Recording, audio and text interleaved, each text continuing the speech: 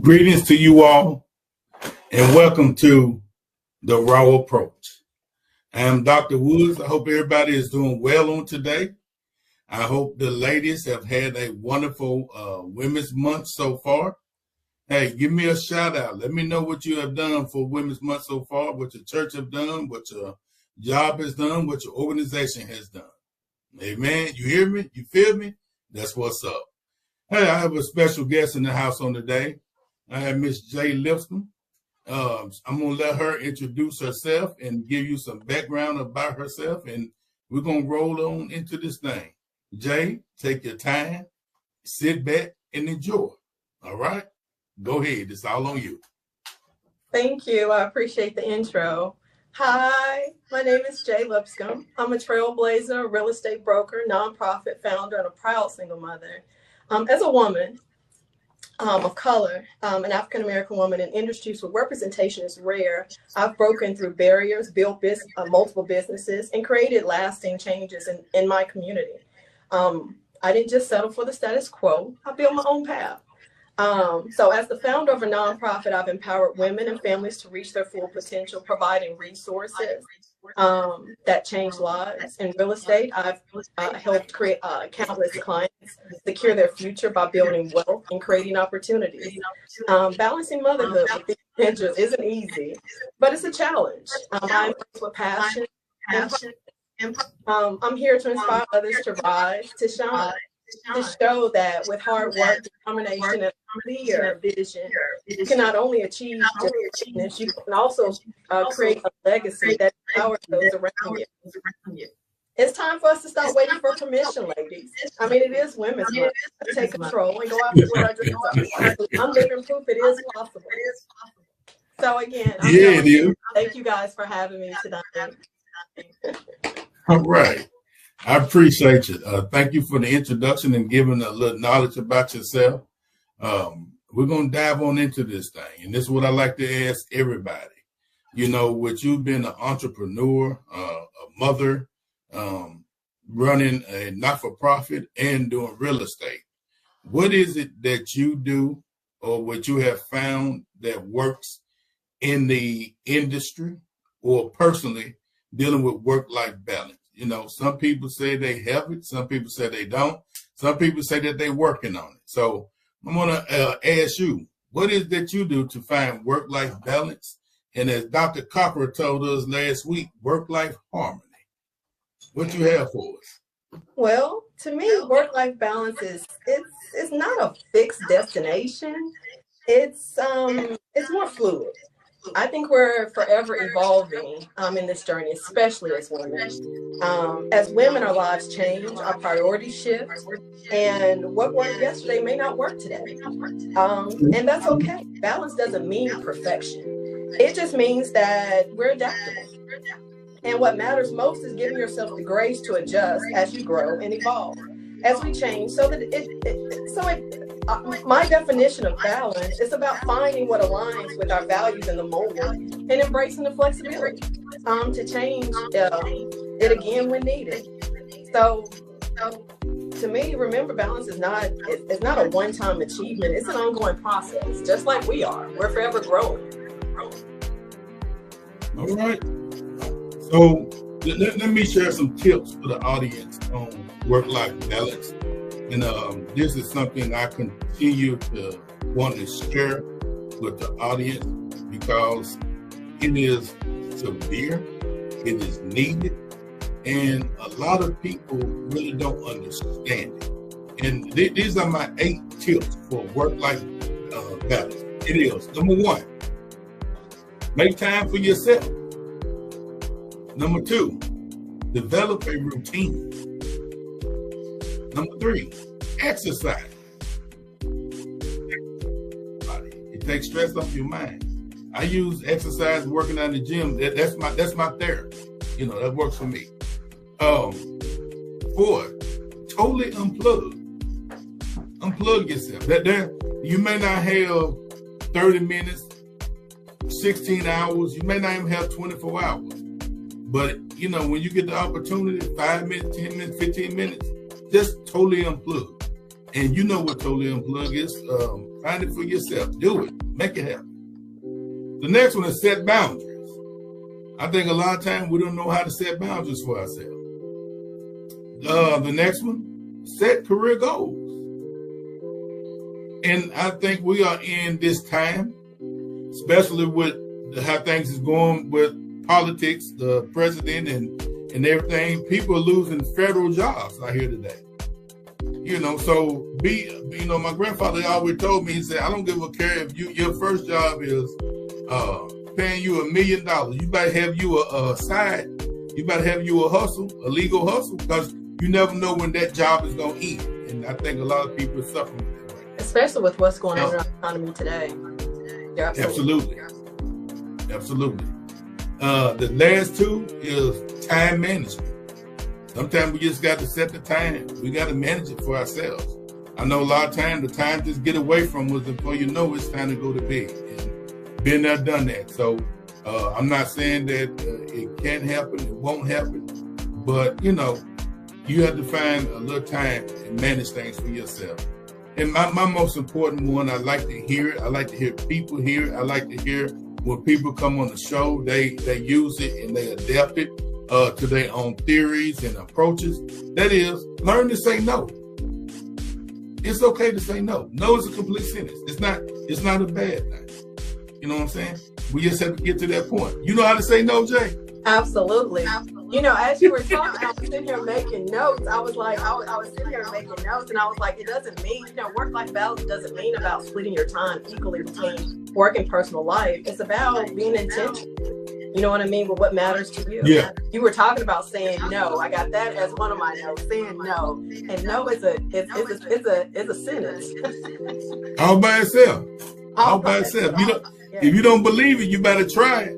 If you don't believe it, you better try it.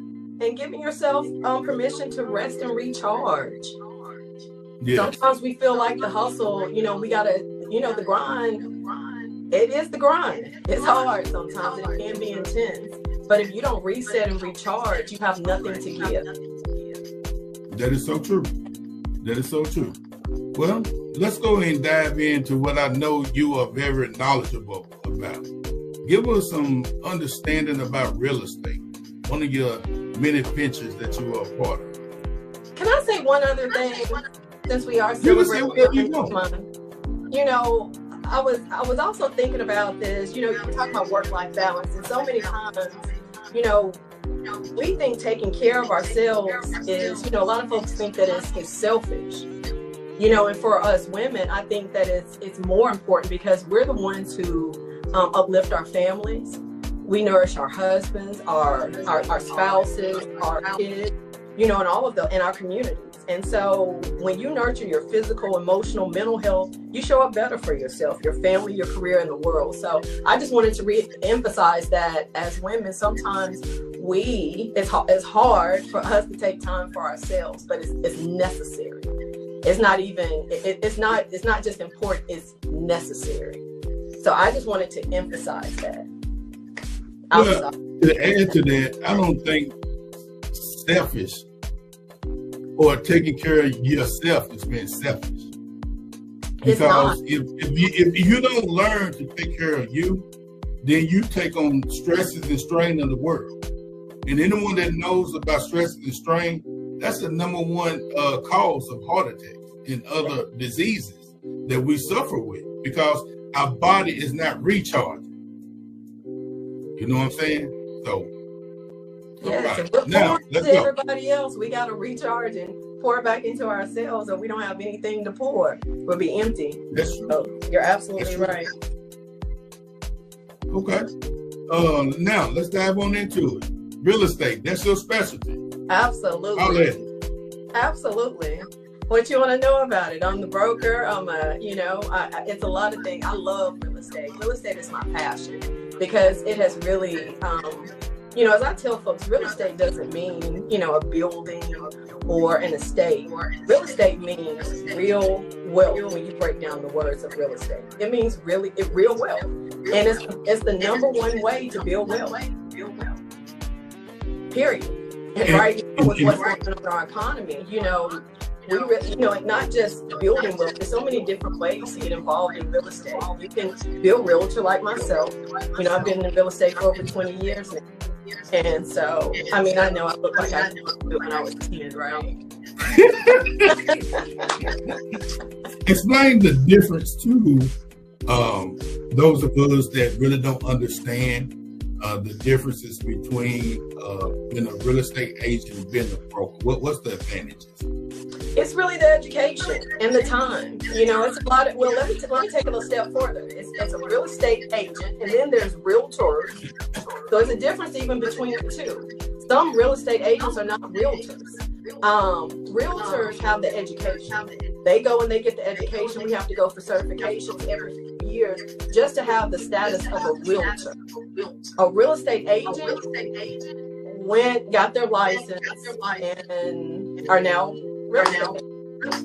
And so, you know, I think, and then a broker is when you go back again, you get your education and you can manage your own firm.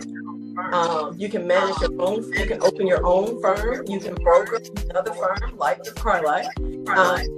You can do property management. It's you're like the CEO of business, basically, as a broker. You're already self-employed as a realtor, but again, it just takes it to another level to where you have ownership of your own business. Okay, perfect. So I've seen the piece, and this is good information. I've seen the piece that talks about, you know, there's the pros and the cons of real estate. And one of the pieces that I was looking at on World News, they were talking about the market has become oversaturated. Where do you find that the market being oversaturated comes in, and how are people making decent income, or are they making decent income when it shows that some people either still use an agent to assist, or you got some people that that goes 2 to 3 years without that before they get their first sale? I mean, you're absolutely right. You know, real estate and entrepreneurship alone comes with its own unique challenges. And you really have to be a chameleon in this business and be able to adjust. I was reading stats. Every year I read stats to see what the industry is doing. And so stats came out a couple of weeks ago, and it was saying 74% of agents did not close one deal last year. Mm-hmm. Do you know how many? That's huge. Did you hear that number? 74%. Yeah, that's exactly what I heard. One deal last year. So it's a lot of unemployed and agents not making income. And so that it's not a business where you just get licensed and you sit back and you wait for the business to come to you. It's not one of those businesses. It's, I mean, in this industry, you know, of course, being a woman of color in real estate and entrepreneurship comes with it. Like I said, its own challenges within itself. And so, especially when you're dominated by certain demographics, I'm proud to be part of my own path and creating space for others like me. You know what I mean? And that comes with, like I said, that education. You know, it just doesn't stop with getting a license. It's really being educated, because you're helping people buy, sell, invest the biggest purchase of their lives. This is not something to take light. All right, let me see. We got a definitely want to make sure that you're dealing with an agent that's educated, that's knowledgeable about what's going on in the business and in the industry. And like I said, and willing to accommodate and adjust, and knowing what's going on, like I said, in the market and in their local community. All right, let me see this. We got a couple of people that's here. Let me see if they're trying to come on or what they're trying to do. Can I also speak on something else about interest rates? Sure. Okay, right now, you know, the big scare is interest rates. And I just want to reiterate that interest rates right now are truly normal. You know, we were in a, when we were in the midst of the pandemic, interest rates were traditionally low. They were 2 and 3%, which we'll never see again. And so it allowed people to make purchases that they normally wouldn't be able to make because interest rates were so low. But with interest rates right now being normal, again, it allows space for sellers to guess what? Well, and like I said, it allows stability of the market to where you can negotiate the price when you still see the prices of the houses coming down. And that's a good point to bring up because a lot of people see the economy going bad, and a lot of them do not know about the interest rate, whether or not it's normal, and or whether or not it's high or low, or what is beneficial. So that's why I think it's important for you to have a realtor that totally understands what's going on in the market and sharing it with them. And if you got a good agent, they can negotiate not just your interest rate and how the seller doing. It's a lot of different things, different ways that we can create a way for a buyer. It's just different, and so that way they can, instead of being fearful of what, be in the know. Thank you for that. I guess he was trying to come on. Okay, let me go to this next one. Get back up here.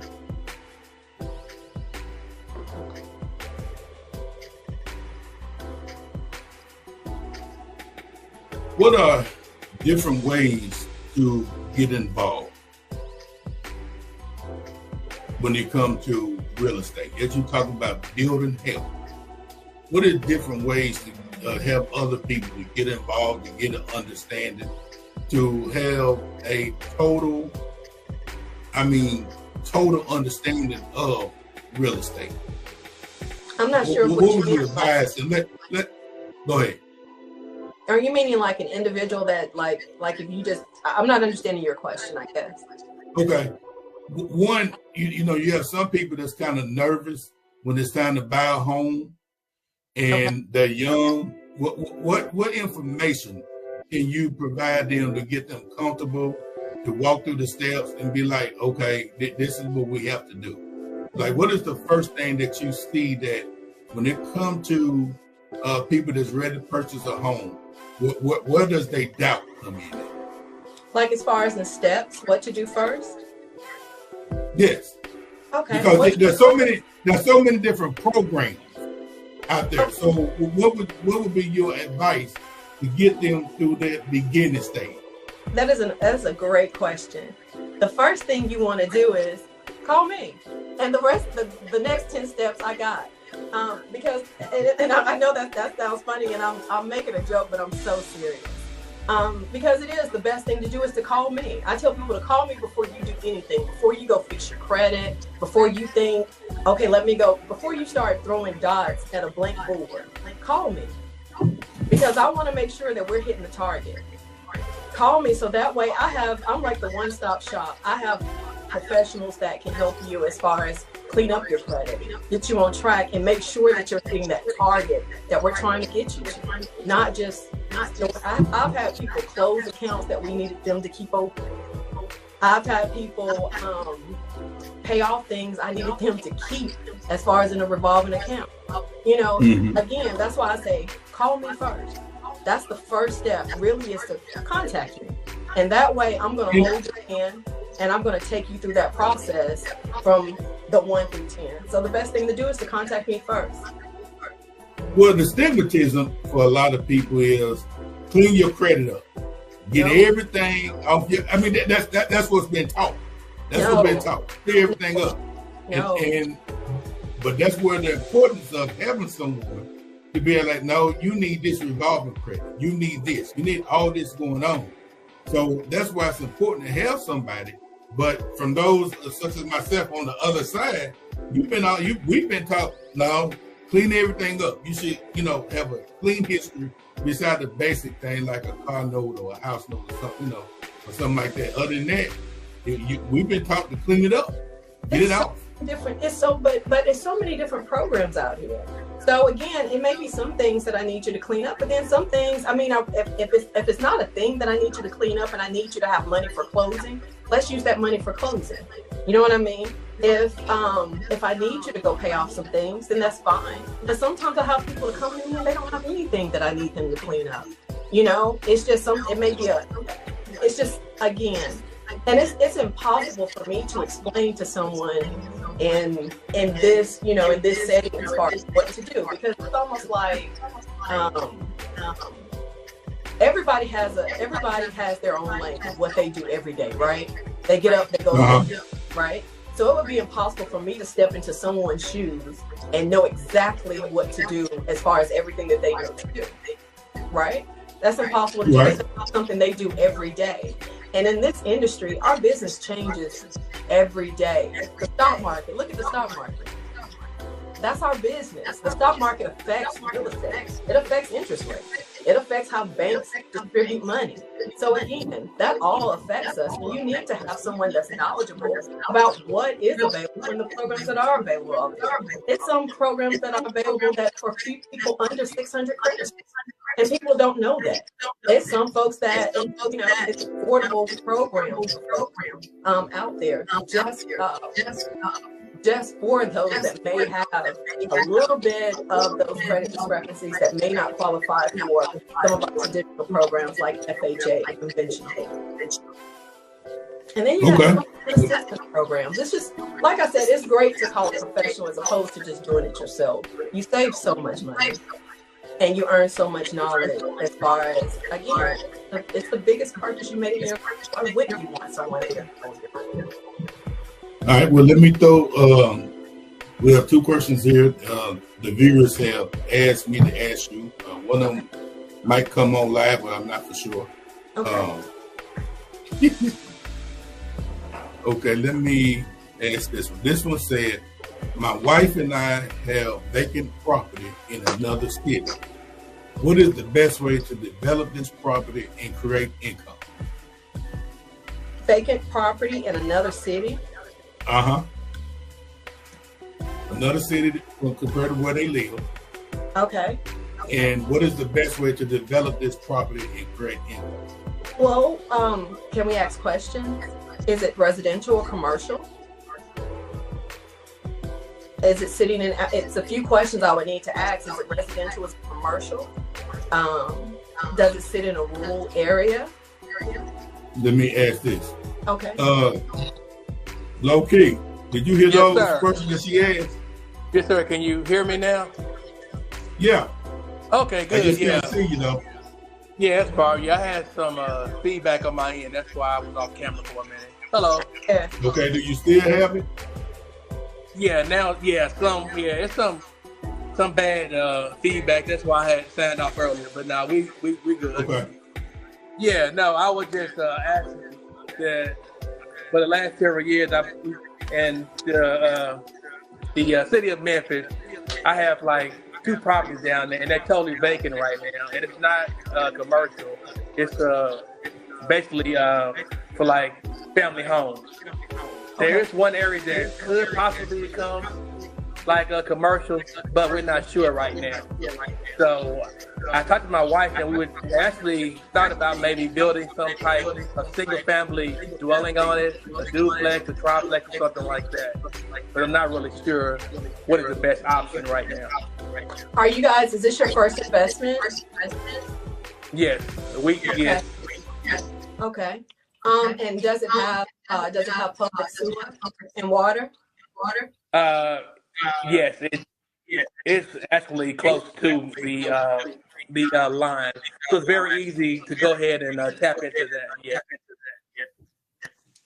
Would you have to tap? I'm saying, does it sit on it, or is it septic? Does it have septic or? No, the property is totally blank. Blank. It's just totally vacant property. It's nothing on it currently. I understand. The reason I'm asking that is because based on if it's sitting on city sewer, city water. I'm sorry, I'm getting feedback, so I hope you can hear me. Yeah, I am too. That's why I couldn't hear you earlier. I had a lot of feedback. Okay. If it's city on city sewer, city water, I would say you guys may want to. First of all, I used to real estate in Memphis, so I am familiar with the area. But I would say you want to try as far as a quadruplex or something like that, a multi-family unit, one unit. So that way it'll probably be easier for you. But the reason I ask as far as city sewer and city water is because a lot of times people will have land, but if you're not sure if it has access to public sewer, water lines, things like that, you may have to pay a pretty penny for it to get what we call perked to see how much you could build on that land and how much that land can actually support. And what I mean by percolation test is when they're testing the soil to see what the soil can, how much sewer the property could actually sustain. I've seen where people have had 10 acres and can only build a 2-bedroom, 1-bath house on it because land doesn't necessarily support it, doesn't have enough to support a sewer line, a septic tank. So that's why I asked as far as that. No, that sounds good. Yeah, it's actually at 2 acres and it's right there on the sewer line, so it's a city. Okay. And so I think my wife talked about maybe doing some type, like you said earlier, like a quadruplex or something like that where you can get the most. Because I think there's some kind of a zoning where you can't have so many family homes on that property. So she said the best way to maybe do something is to have, like you said, maybe a quadruplex. We can have 3 to 4 people on that property, and then that way we can get the best bang for our buck. That's what I would suggest for you. That way you got your investment spot, especially since you guys are first-time investors, and it's in another city. And I would also encourage you, if it is in another city, I know people sometimes don't pay just the extra little, an extra penny, but look at a property manager. Look at an actual property management firm that can actually take some of that stress off of you, because you don't want to chase down people for checks. You don't want to look for subcontractors to go in there and your plumbing. You don't want people to go in there. You don't want anybody to go in there and jack up your house, So you do want professionals that actually, fixing up your house. And if you get a property management firm, then you got someone going to support you and take care of those things and be the bad guy when you don't have to. They're going to evict them when you can still be the nice, pleasant guy and the nice guy that stays home, not on the street, or the nice guy in church, or wherever it is that you make, and allow that property management. Okay. All right, Loki, hold on. We're going to bring somebody else on to ask a question, and we're going to go back and forth. Okay, sounds good. Thank you. All right, Starler, what you got? Hey, I wanted to ask, is it better or beneficial for a realtor or real estate agent to partner with a builder? Partner with a builder. A builder? Builder.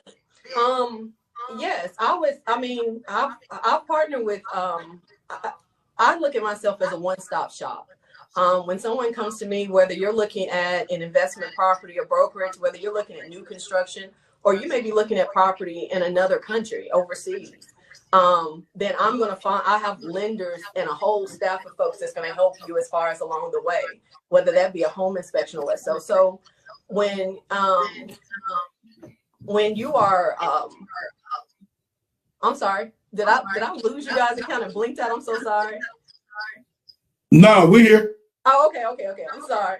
Can you repeat your question? I totally forgot when it blanked out. She asked, is it most beneficial for a realtor to partner with a builder? Oh, it can be. It can be. I think it's beneficial if the realtor still has the freedom. Are you saying from let me ask you, which perspective are you looking at it from? A realtor's perspective or her perspective to her clients? Basically, mine mostly from a realtor's perspective, because I'm saying that it's such a small inventory out, homes. So, you still have the builder out there. But you stated that 70% of real estate agents are not closed on properties. So I'm asking, what would have been better for them to partner with a builder than to go out on their own? Not necessarily, because builders are in new construction areas, they're struggling sometimes too. And sometimes those where a realtor, I've worked in both, where I've had to sit in a model home, and I've worked for a builder and sat in a model home where my commission wasn't, as an independent, as an agent and as a broker, I make between 3 and 10% of my commissions. Working with a builder, most of those agents that are sitting in those homes are only making 0.5% or 1% per transaction. So when I look at that and do the math sometimes doesn't math for me. And so I like to have a little bit more. I like my money. And so for me, I like the fact of being an independent agent and knowing those builders and being able to walk into those builders and having that inventory available to me, but also being an independent agent where I can still work and make those. That's why I said in this business, it really takes an agent being a chameleon. I work in property management. I work in property management. I'm a broker. So I manage other agents, bringing other agents into the firm where I make commissions off that. And at the same time, I work with a builder in Nashville, Franklin, and Murfreesboro, and in Memphis. And then I also partner, like I said, I have outside properties, whether that be in properties from $30,000 properties to multi-million-dollar properties. So again, I don't think you can be. I know some agents focus on one area. And some have been successful in that role. I'm just not one of those. I'm more of a chameleon. I kind of move throughout. Okay, thank you. Did I answer your question?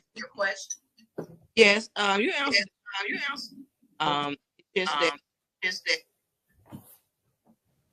And that,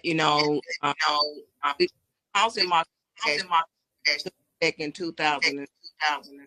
We received back from that because they would stay already overpriced states. So we took it there. So I next time I purchased them, I took into consideration town Atlanta to make it whatever you were saying on them last couple of sentences, your word, every other word was going in and out. So I don't think she was able to hear you. Okay. And did you hear living alone? And we housing market crash 2008. It took a big impact in a. And so basically, just trying to learn. I actually purchased this home in downtown. So is local that important? What was that last thing about local? Hard time hearing. I'm really trying to hear her, and I'm having a hard time. I heard you say something about are you talking about 2008 when we had when the market crashed in 2008? Mm-hmm. Okay, I heard you say something about 2008. You purchased, and then I purchased downtown. How important is you purchased something in downtown Atlanta? Put it in the private chat, and I'll get her to respond from there. All right, thank you. All right, thank you. I'm sorry, I couldn't hear. No, it was going in and out. Let me ask Loki. Loki, do you have anything else before I click off and we move on? Yes, sir. I have a question. So I've been thinking about for the past 2 or 3 years to buy some property in like some different cities, and then try to go ahead and fix them up, and then possibly flip them. But I'm kind of worried and stuff about doing that in these different cities because I know, like you said earlier, that I need to find somebody that's good, you know, to help me in those cities. So do you have any type of, I guess, ways that, you know, that I can find some of these people in these cities where I can go out there and find people to kind of like partner with? Is there any kind of avenues out there to do that? Because say, for example, if I want to go down to Memphis and I want to buy some property down there, fix it up and flip it, or maybe to fix it up and then like rent it out, but I don't have anybody I can really trust.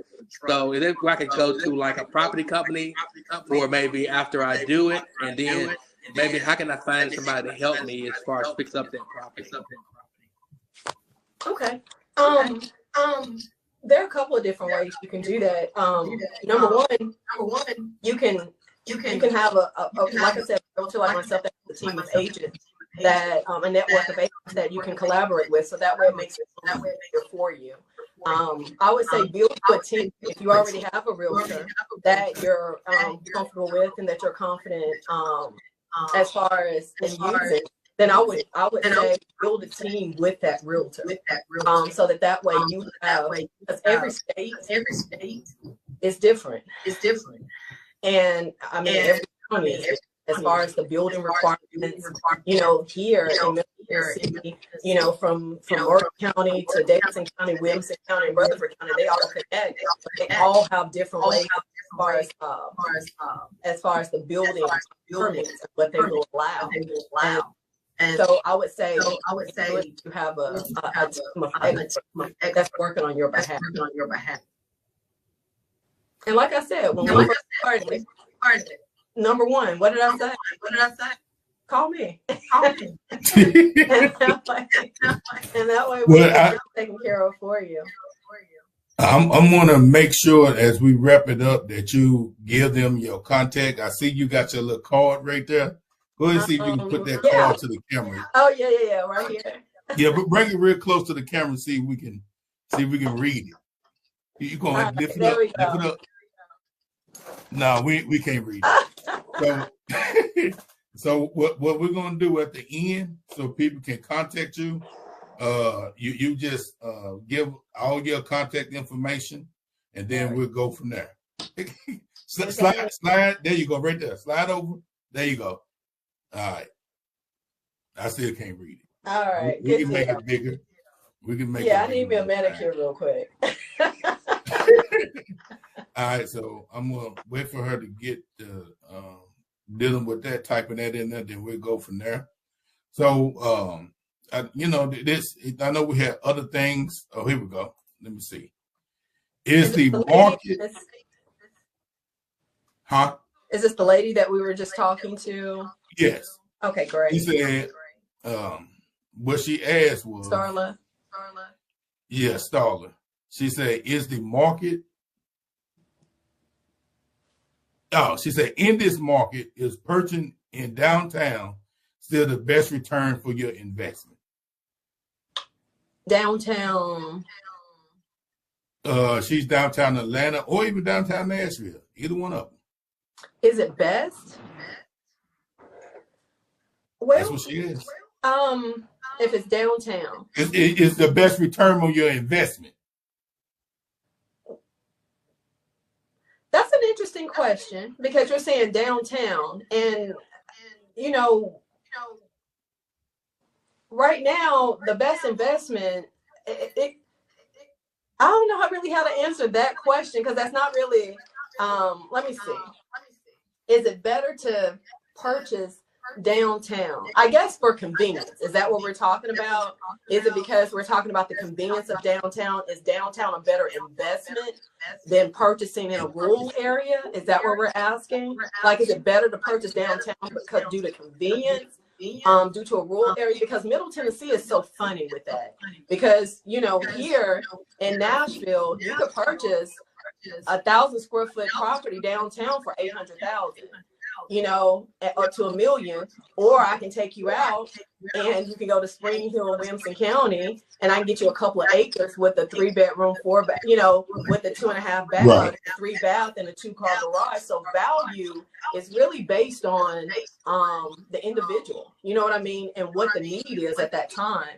So to say like downtown has the convenience for those that may not want land, may not be concerned with having a vehicle because you're gonna have to pay for parking, so they may want to use public transportation, as opposed to someone who may have a family that may want to live out, schools may be an issue. Again, that value can change so much. Schools can change the value of an area. What they're building in that area can change the value of that area. If they're building an interstate or an infrastructure, that can change the value of an area. So I guess I'm asking a little bit more, so that way I can answer your question a little bit more thoroughly. So pretty much let me make sure I get this right. When you dealing with downtown compared to in the city or in the rural area, and when you talk about the return on your investment is dependent on the market at the moment in time. Is that not correct? The market predicts what the people want. Yes. So I mean, right now I'm looking at Nashville. So you got a lot of stuff, a lot of people going downtown. But yet you still got a lot of people moving in Nashville, the city. You got a lot of people moving in Franklin, the surrounding Gallatin, and all the surrounding counties for the purpose of the land. So it really depends on what it is that people want. Yes, because Nashville is booming right now. Nashville is the place to be. And so Nashville right now, you're talking about, you got $1 million properties downtown. You got, $2 million property. You got Rutherford County right now is the fastest growing, county, and that's on the subsidiary, of that's one of the, areas on the outskirts of Davidson County. So I guess it's just really, when you're talking about value, when you're going to get the best return, it's just really buying smart and buying and knowing that you're buying a property that's an investment for the long term, that that someone else is going to buy. I always tell people, don't just buy something that you can sell. You have to look at it as an investment. And I know everyone thinks their home is $1 million, of course, but you definitely want to make sure that you're making the right choice, for you. You don't want to go out and buy a 10-acre. Well, I was about to say that, and then I was going to change. I was going to say, you don't want to buy 10 acres of land and put a 1-bedroom, 1 bath on it. But then I was like, I just sold one not too long ago to a guy in Florida who had some land to hunt on, and he bought acres of land, and it was a great price for it. So he was more focused on the land than he was the house. He was, because all he wanted to do, he wanted a place where he could come into, he lived in the city in Florida, and he wanted a place where he could come in and hunt. It didn't even have public sewer. It didn't have a bathroom. It was a 1-room with outside plumbing, and I was like, oh wow. And he bought it, paid cash for it. But yeah, so I was about to make that example, but again, value is literally what people are looking for, and the market determines that. Okay. Let me see. I think we got somebody else. Ernest, are you trying to come on? I was just checking in, big brother, sir. Apologize, I was a little bit delayed, but I just wanted to see what was going on. Well, come on in. Let people see your face. What's up? Oh, yeah. Get off the camera. Get off the Hey, look, man. Hey, look, I've been outside working. How you doing today? How you doing? I'm doing well, thank you. We're talking about real estate. We had other things to go into, but right now real estate is taking over. Do you have anything you want to share with us, or you just dropped in to say hello? I just dropped in to say hello. I'm definitely gonna make sure I watch the playback, but anytime I get a chance to come in here and check out the raw approach, I will. That's what's up, man. We glad to have you. Glad to have you. Well, we appreciate you, man. Okay, next time I'll try to make sure I look a little bit more sexier. I, I apologize. You fool. You sound like connoisseur talk about we need to have the raw approach after dark. No, we're not. No, nothing raw is happening after dark. We're gonna make sure that we keep it safe. Well, goodbye. Stay tuned. All right. Stoller also stated that traffic in Atlanta is horrible. So it's driving prices up in Atlanta and increasing my equity in Texas rapidly. Okay. So I think that was So she lives in downtown Atlanta. Is that what she's saying? She lives in downtown Atlanta. And she's wanting to know if if she with the traffic being heavy, is she wondering, is that affecting her? You're driving the prices up in Atlanta, increasing my equity. Stoller, do you want to come on and try to say that again? Is that what she's saying? Because more and more people are moving downtown because they don't want to deal with the traffic. Did you hear that, Stoller? Yes. Can you hear me? Oh, that's so yes, much. we can. Okay. Yes, it is. As far as Atlanta goes, downtown Atlanta is like booming right. Everybody is coming in. Mm-hmm. So therefore, are we those who have moved? We're gonna see a very positive return. So our others thing. Okay. I'm with you. Okay. I think what you're comparing that to. Are we still comparing to the 2008 crash? Market crash. Yeah. Okay. I see where you're going with that. Okay. Now, with 2008, what crashed the market wasn't just necessarily real estate. It was the way they were lending money. It was where you had an adjustable, and those I don't recommend on anyone unless you're like an investor. If you're an investor and you can do an adjustable because they're doing a 1 or 2% right now, and you know that you can like you're doing a new construction, you can close on that in like in 60 days or something like that, then maybe yes. But the adjustable is what affected folks. And what I'm saying about an adjustable is those interest rates that were not fixed. So you had some folks that went from interest rates that were 4%, 4, 5, 6%, and jumped to 7, 8, 9 the next month. And then you had some people that doubled the next month because they were not on a fixed. And so what I would say is real estate is going to be if you bought the right way.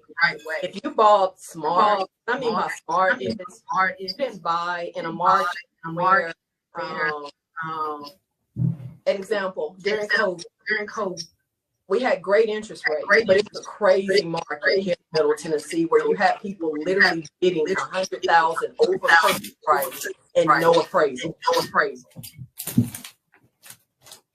That's dangerous. Because it doesn't mean that you're not going to get $100,000 of equity in 2 years possibly. So with that, you get what I'm saying? That's not necessarily buying necessarily smart. You know what I mean? Or getting an adjustable where you have folks that were I can remember in 2008, I can remember plain as day where I would tell people, hey, let's fix some things on your credit, so I can get you on a fix. Let's just fix a couple of things. And they were so driven on doing it themselves. They went with another agent that took them down another path. They went down an adjustable because I just refused to do adjustables on folks just to get them in a house. They did an adjustable, and then they were calling me 6 months or a year later saying, Jay, I can't afford it. I need to do something. I got to sell. And now they're in a worse situation because they damaged their credit because they had to have a foreclosure on their credit. And so that's what happened in that market in 2008. If you are living downtown Nashville or downtown Atlanta, downtown usually holds the most as far as what am I trying to say? They provide the most accessibility. Okay. Okay. So that means you got access to hospitals, restaurants, this, that, and the other, so on and so forth. So of course it has more accommodations for folks to where you don't have to have a vehicle. You don't have to deal with traffic. You don't have this, that, and the other. So of course it's going to be more attractive. But what's going to keep your property and your equity is making sure if you're fixed. Can I ask you that? Are you on a fixed? I'm fixed. Then you shouldn't have anything to worry about. Okay. All you should do is sit back and let the money roll in. If you're on a fixed, the only thing I would say to folks that's on a fixed, watch the interest rates. If you're on a fixed in the last 2 years, watch the interest. If you just recently bought in the last 2 or 3 years and you're concerned with interest rates, don't be. Because when interest rates drop in the next 6 months or they drop next year or whenever they drop, you can refinance and you're not so far in your mortgage to where it's going to hurt you as far as that you've lost, you know what I mean, all your equity. That's a great time because you're still paying a lot of the interest. You're not necessarily paying on the actual what am I trying to say? You're not paying on the interest, you're actually paying on the loan itself. Yes, the principal. Thank you. So yes, it's late in the evening. But yes, the principal. So absolutely right. So if you're downtown, you should be fine. Just let the money roll in, girl. What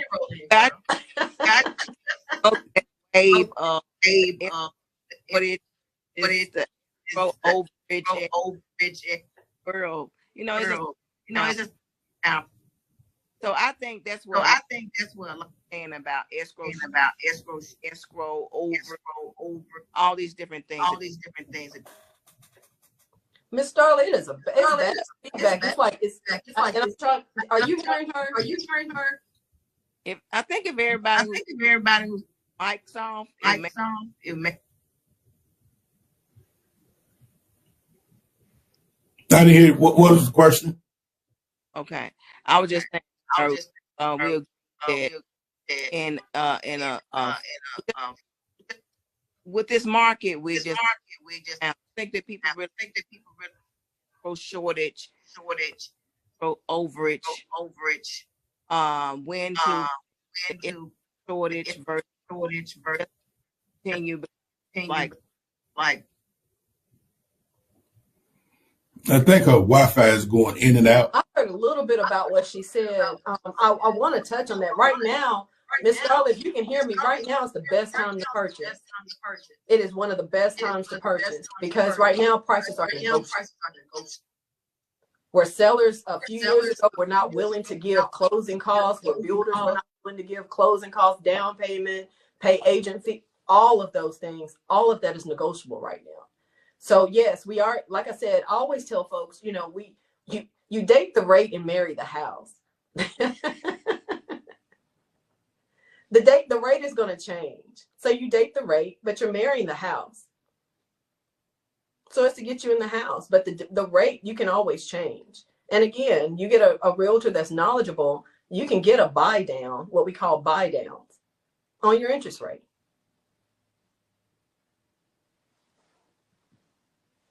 I can't hear you.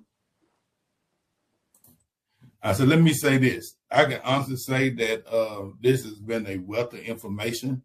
We hadn't been able to get to the other stuff we want to get to, such as AHOD and all that type of stuff, but that's okay. We should be able to do that another time. We'll find another time to bring you on to discuss, more real estate as well as your not-for-profit and the other things that people don't know. Can I put it out there? Sure. About you being a delegate of the state of Tennessee. So we're going to get into that next time as well, because we want to hit the politics, what's going on and what we are dealing with. So as we get ready to wrap up, I just want to ask you, is there anything, this is what I like to ask people, is there anything that you like to ask me? Anything I would like to ask you? No. Okay, that's cool. I just want to give everybody that opportunity. And so right now, this is the time that I ask you all to give, closing remarks. Give something to inspire the people, and that they can always remember Jay Lipscomb. And I do have a What do question you for you. I'm sorry, I have an afterthought. I do have a question for you. Uh-oh. You take me some water. Ain't no telling what you about to have. Yeah, drink you some water. What you weren't supposed to agree with it. Go ahead. What you got? No, I was just wanting to know, is there anything that you feel like that you would like your audience to know that I was not able to share, that you would like for me to share with your audience? Well, why don't you ask the audience to leave comments Okay. For things that they would like to talk about next time? That'd be great. So that way, because we'll be back, right? Yeah, we'll bring you back.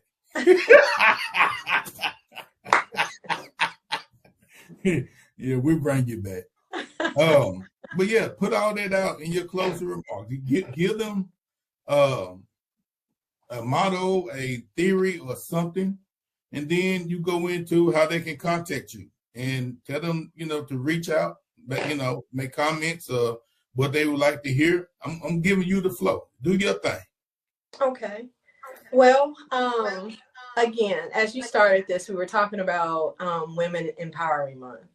And so I want to leave women with a few things. Number one, embrace your strength. Remember that as a woman, you always are strong, resilient, and capable. The world needs our unique perspectives and contributions. Number two, break the limits. I encourage you to challenge boundaries, whether it's in your career, personal lives, or communities. You have the power to redefine what success looks like. Number three, celebrate progress, not perfection. Growth is a journey. It's important to celebrate the whirlwinds and progress along the way rather than focus on perfection. Number four, support each other. Empowering women, we need to empower each other to lift each other up, especially those that are like-minded. Success becomes more powerful when shared within a community of strong, like-minded women. Five, keep evolving. Remind yourself that greatness isn't a destination. It's an ongoing evolution. Every step that we get closer to the fullest version of ourselves. And number six, resilience over adversity. Every step that we take gets us closer, like I said, to the fullest thing. So every setback is a setup for a comeback. Create a motivating, uplifting message for yourself, empower yourself, and guys, go out there and be the divas that we are. I appreciate you for that. Starla told me to tell you thanks for your expertise. It was very informative. Now, with that said, while you drinking your coconut water, don't tell everything. Now tell them how to contact you. Absolutely. You can reach me at 615-870-9082, or you can visit me at my website at www.jlipscomb.com. Again, that's www.jlipscomb.com, or you can reach me at www.everythingitouchturnsgold.com. Jay, I appreciate you for coming on and sharing that wealth of knowledge with us on today. Yeah, we're gonna have to bring you back. People texting me and be like, "I just came on late. I need to ask you something next time." Blah blah blah. So we're gonna make sure that we bring you on. We are pretty booked, but I think we're gonna be looking for. It might be sometime in June, but we'll make it happen and we'll go from there.